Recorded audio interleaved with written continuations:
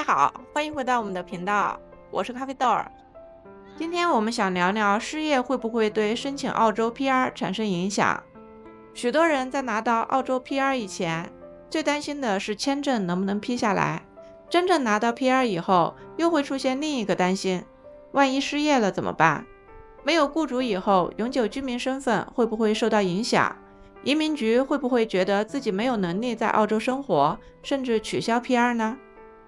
特别是通过雇主担保或者州担保拿到永久居留签证的人，很容易把自己的工作和身份绑定在一起。公司一旦通知裁员，第一反应不是检查遣散费能拿到多少，而是担心还能不能继续留在澳洲。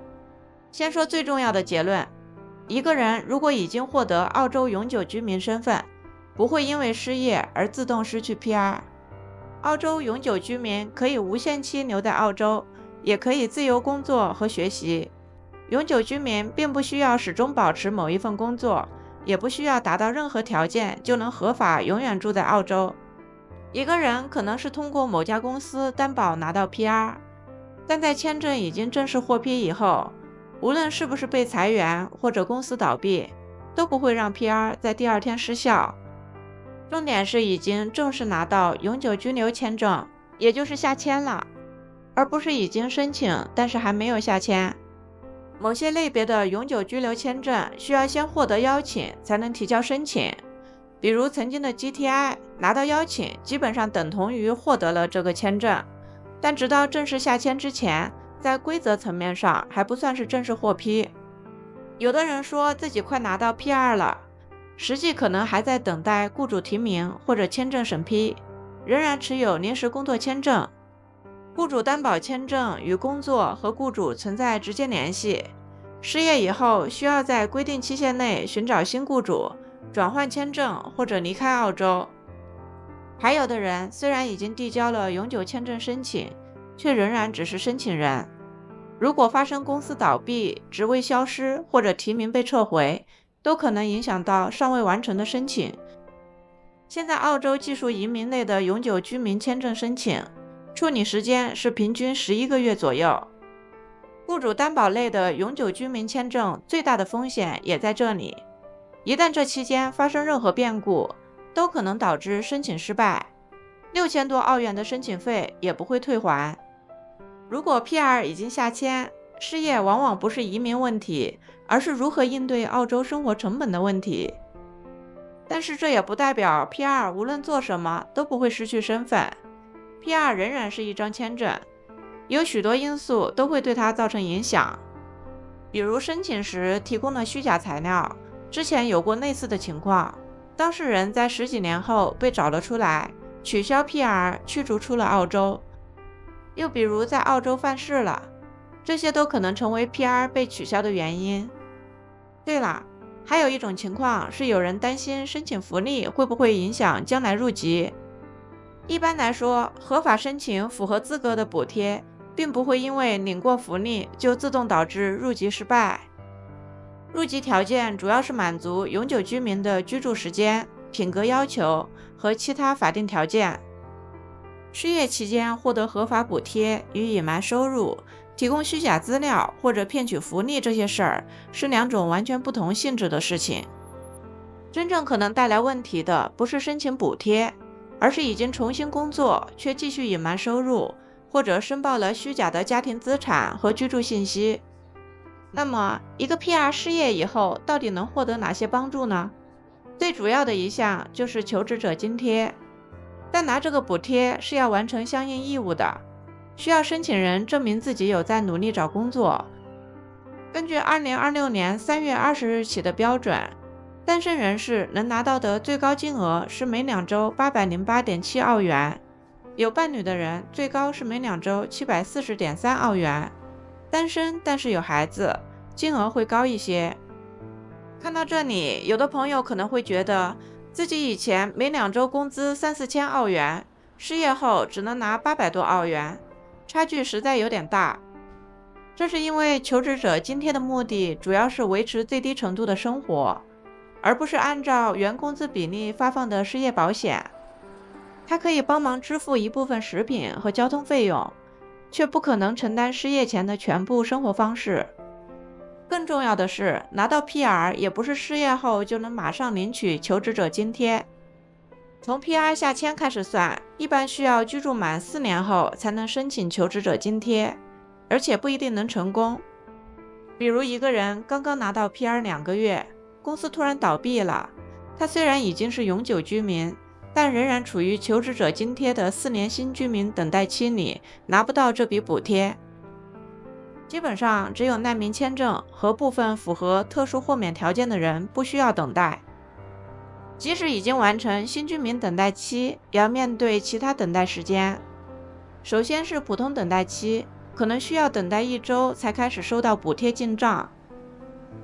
其次是流动资产等待期，假如申请人或者伴侣手里有可以随时动用的现金、银行存款等流动资产， Centrelink 可能认为他们应该先使用个人资金生活，因此把付款推迟1到13周。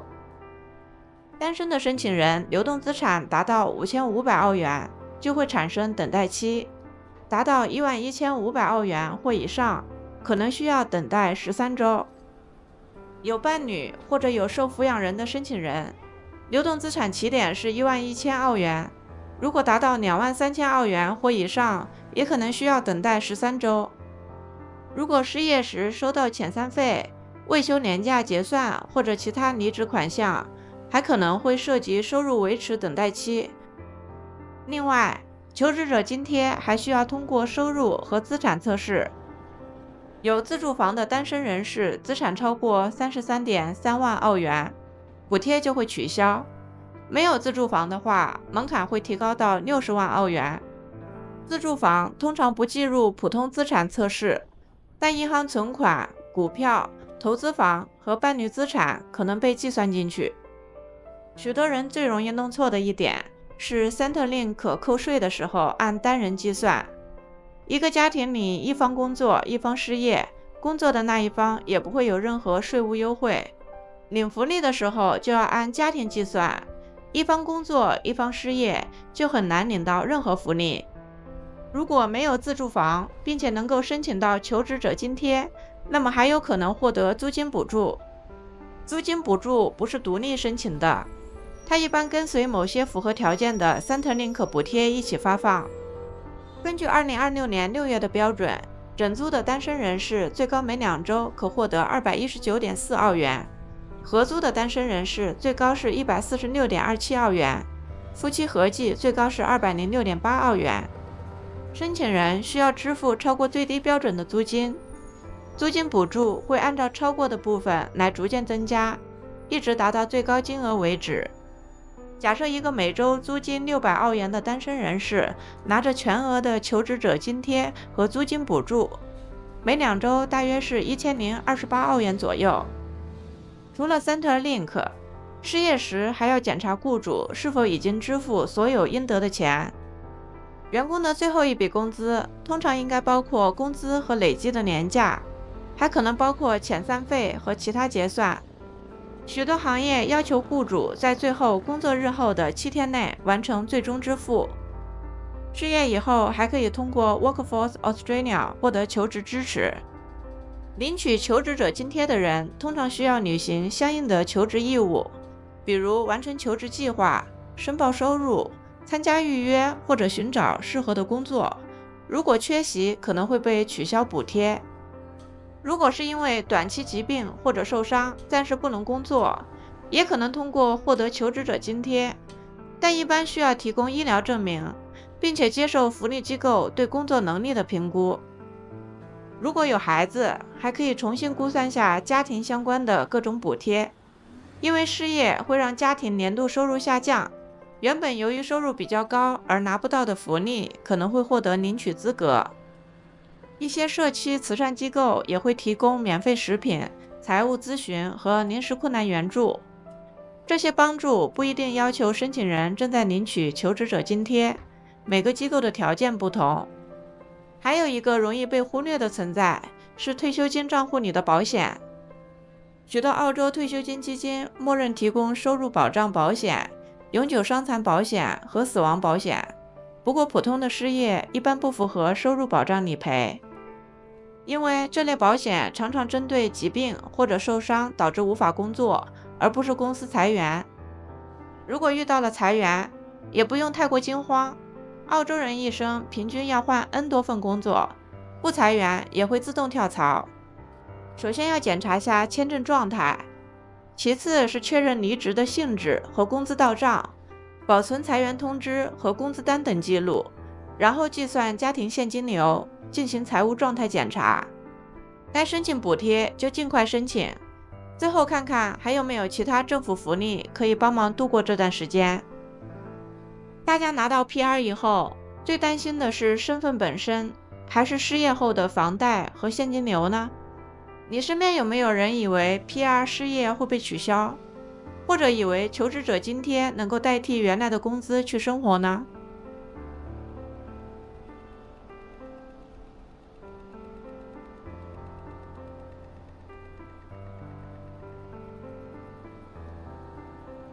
感谢你看到这里，如果你有任何的观点或者故事想要分享，欢迎在评论区留言。